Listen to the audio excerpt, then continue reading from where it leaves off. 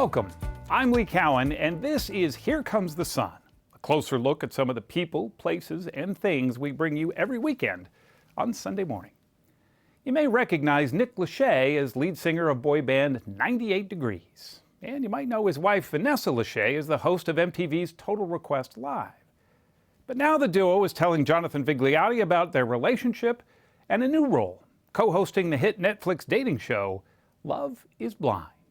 Husband and wife celebrity hosts Nick and Vanessa Lachey call Love is Blind a new take on an old way of courting. Welcome to Love is Blind. What I think is so fascinating is it's how love used to be. People used to, if we're going back, it's sending letters, and then it was letters and a phone call, and you always courted this person. And there's just conversation. I mean, you get to know someone so intimately, so quickly. I remember specifically someone saying, I dated this girl for 3 years, and I've already talked to people in these walls more than I have with my girlfriend of 3 years. Later in the show, Nick and Vanessa Lachey on how marriage counseling has improved their relationship. What made you think of marriage counseling? Why did you need to start marriage counseling? I think it's just smart for everybody to do. I mean, what was the day? I remember the day. You remember the day.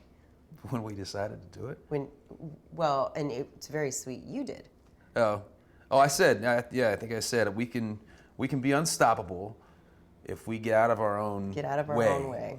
Then Martha Teichner takes us to visit Vermont's Dog Mountain, a place where dogs can run free and humans can grieve lost pets.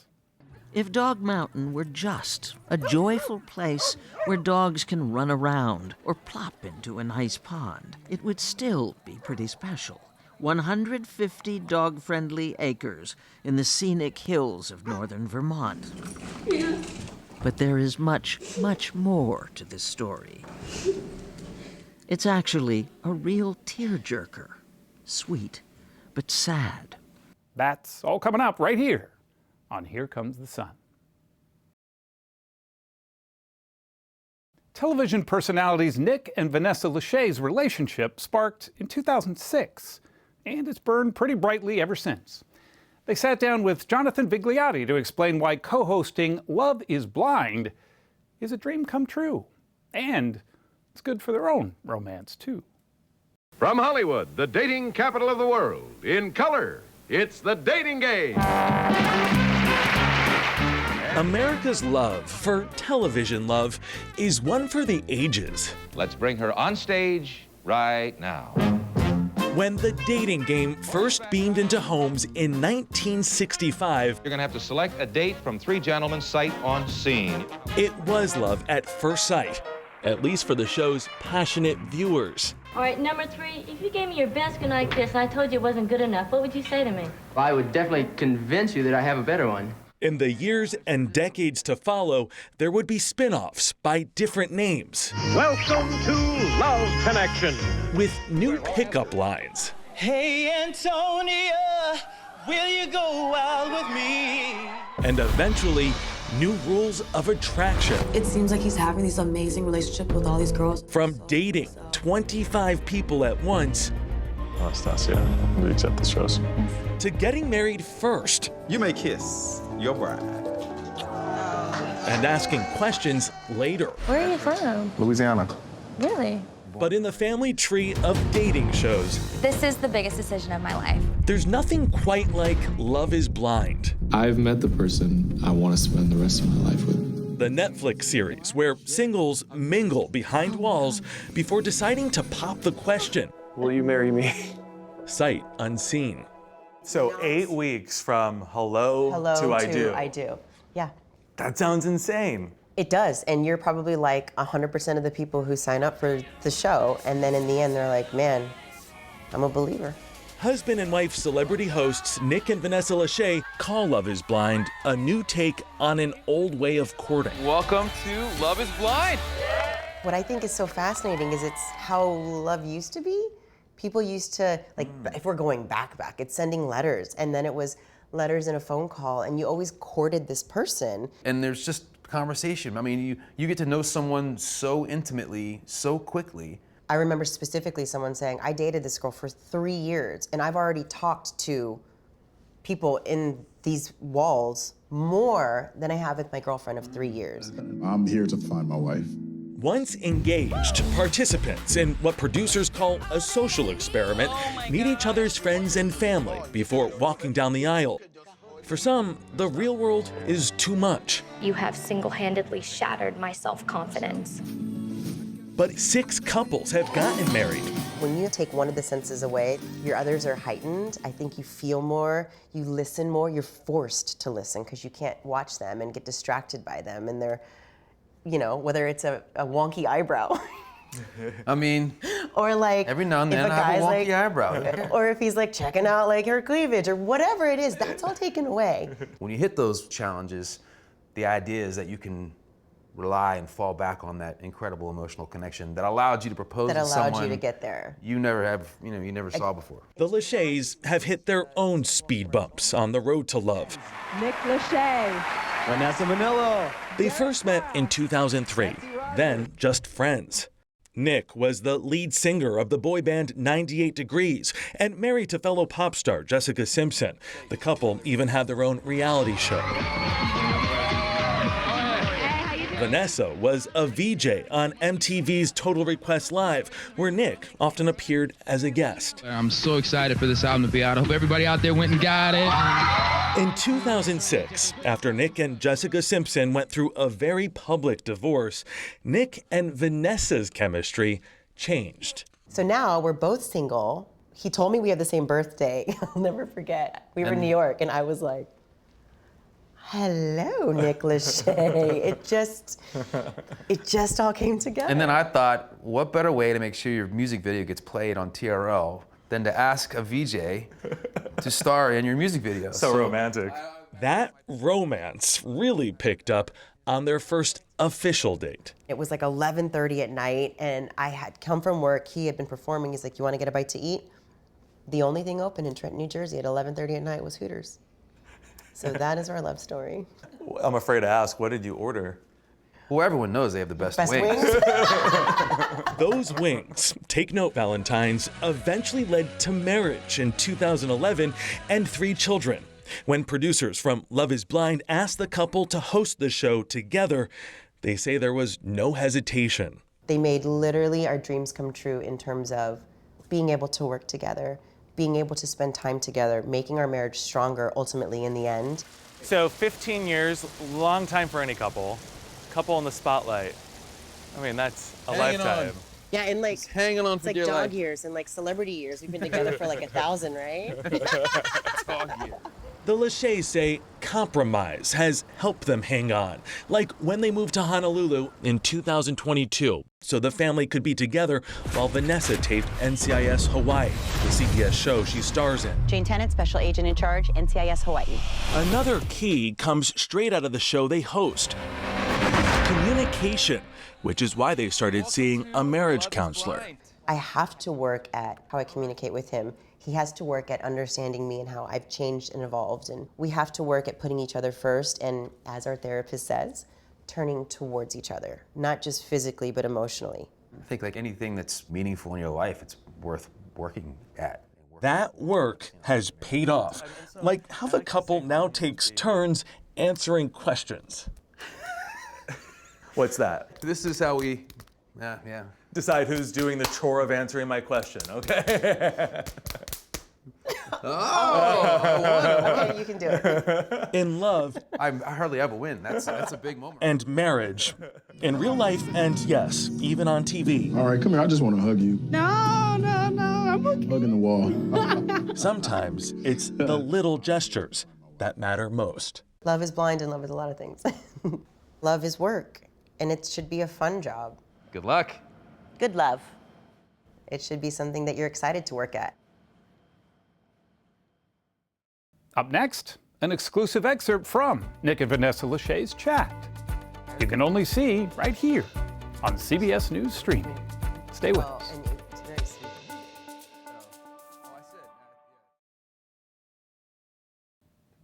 As promised, here's more from Jonathan Vigliotti's conversation with Nick and Vanessa Lachey. 11 years later, you know, 11 years married. Still together. 16 years later, because there were those 5 years that you didn't propose. Not that I was bringing that up. Easing into it. Easing into it. And those years matter. Yeah. So tell me how you really feel.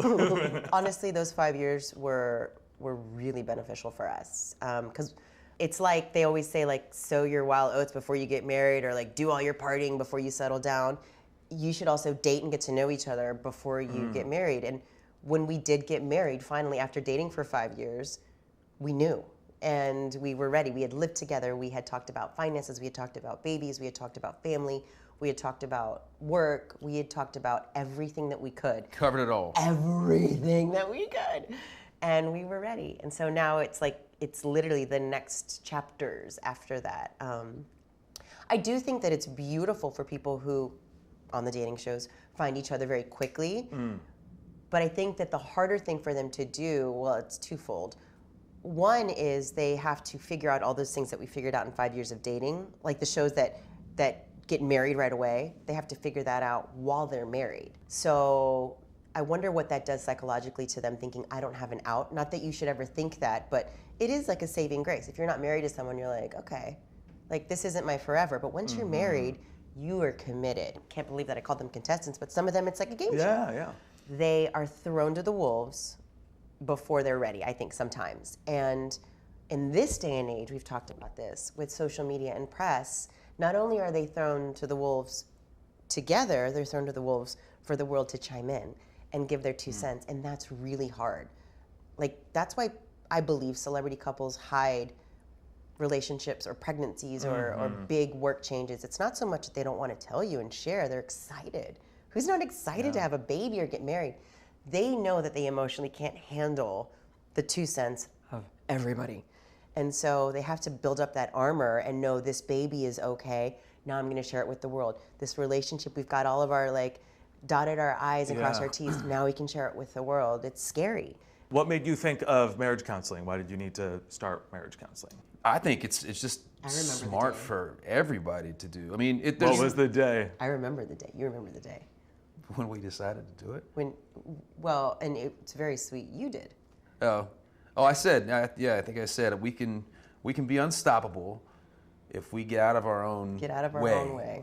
But I think it's hard to do that. You need that third party to kind of help you get your perspective and help you see what's really happening. Because when you're in it, and we're both very passionate people. We're both Scorpios. We have the same birthday, and so like sometimes we can't really get out of our own way, and it was important to have that third party to help you kind of see what's really going on, and maybe look at things through a slightly different lens. And we, it's maybe not for everybody, but we've always tried to share, and be as open as we can with, hey, this is I'm not trying to tell you what to do. We certainly don't have it all figured out, but this is what's worked for us a little bit.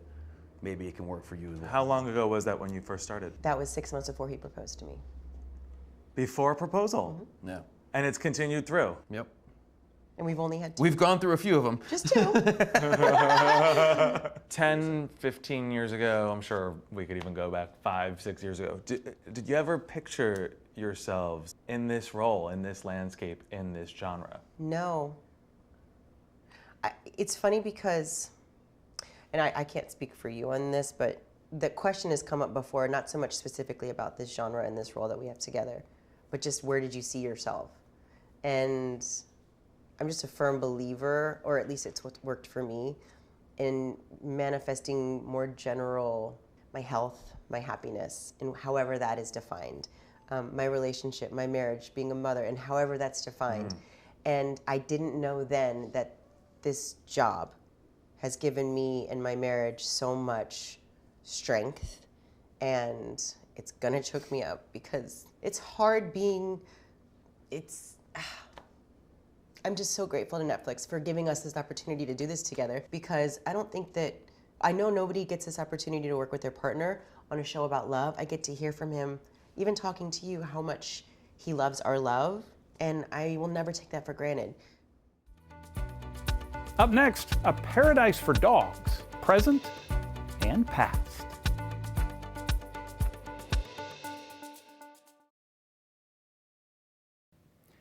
Welcome back.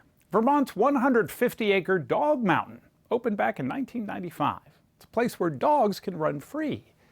But the property also has a dog chapel, and that's a place where humans can pay tribute to their dearly departed furry friends. Here's Martha Teichner. Look, it's me. Girlie, come on. If you want the treat, you have to sit. Sit. Good girlie. And my dog, Girlie. Hey, Girlie. That's a perfect name. At Dog Mountain, having a good time on a beautiful fall day. Look at his tail, Girlie. If Dog Mountain were just a joyful place where dogs can run around or plop into a nice pond, it would still be pretty special. 150 dog-friendly acres in the scenic hills of northern Vermont. But there is much, much more to this story. It's actually a real tearjerker, sweet but sad. It began in 1994 when artist Stephen Huneck was injured falling down a flight of stairs, his injury causing him to develop a rare, often fatal lung condition. I was dead for like 5 minutes, not breathing. And I was in a coma for over 2 months, and they really pretty much wrote me off. Huneck and his wife Gwen, more than a decade ago, reliving the nightmare. I said to myself, well, I'm going to be positive. I'm going to believe he's going to get better. And he did. I had to learn to walk again, and my dogs really took care of me. We would go for short walks in the woods, and they really stayed right with me. His dogs became the subjects of the now famous woodcuts he was finally strong enough to make. His black lab, Sally, featuring in a series of best-selling children's books he wrote and illustrated. And then came his vision. I remember the moment perfectly, where I had this idea popped into my mind, was build a chapel for dogs and for people. He built it himself with this sign out front. There are carved dogs everywhere, even a dog angel on top of the steeple. There are dogs inside, some real, some not. The chapel opened in 2000 and is, more than anything, a room full of love. It's overwhelming. It makes me happy, despite crying, to come back and see, and I feel like this is the place that they're buried, and that we come back and visit every year. Every inch of every wall, floor to ceiling, has been covered with layers and layers of photographs and messages people have left, mourning the dogs they've lost, and the occasional cat, missing them.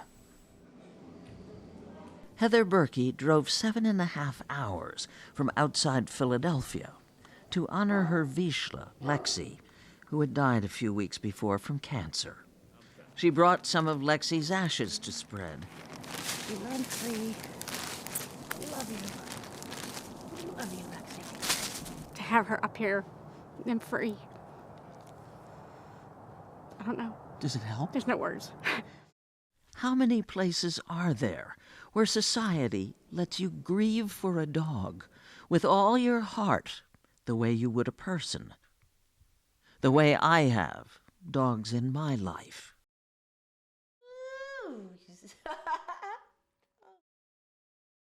Do you believe that dogs go to heaven?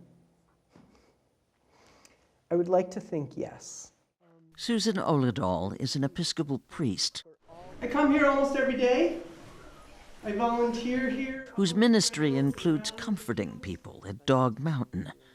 Stephen Huneck has a great whimsical piece of art that's entitled "A Dog Has a Soul," and the dog is holding the shoelace with a shoe attached. For all the humor in his work, Stephen Huneck struggled with depression. Here's the sad part of this story. Afraid he would have to close Dog Mountain and his gallery as a result of the Great Recession, in January 2010, Huneck died by suicide, 3 years later, his wife, Gwen, took her own life. You have a place of joy, you have a place of love, but you also have the suicides of Stephen and Gwen. How do you square that with the wonder of the place? I don't think they're to be squared. It's only a piece of a story, and the story of what they have left behind, this gift, is where most other people and myself are greatly impacted by. The Hunek's dream lives on. One of the things that the Huneks kind of realize is every little child that's ever fallen in love with the Sally books, when they get to come to Dog Mountain and actually meet the Sally, it's one of those things that they feel so special. Amanda McDermott is creative director of Dog Mountain and the person who cares for the current Sally. So this is just like a postcard. Oh, it's beautiful up here. There was something so pleasant about that place. Even your emotions have an echo in so much space. 3 times a year, Dog Mountain has a party. I'm looking for some dancers out in the crowd today. But it wasn't because I didn't. Hundreds of dogs and their people show up. It was a free-to-all, free-for-all. Whoops, I'm sorry. Girlie! But in spite of all the playful chaos, I managed a quiet moment to slip into the chapel and find a place to leave my message, to tell the dogs I've lost that I love them still, and hope that wherever they are, they know.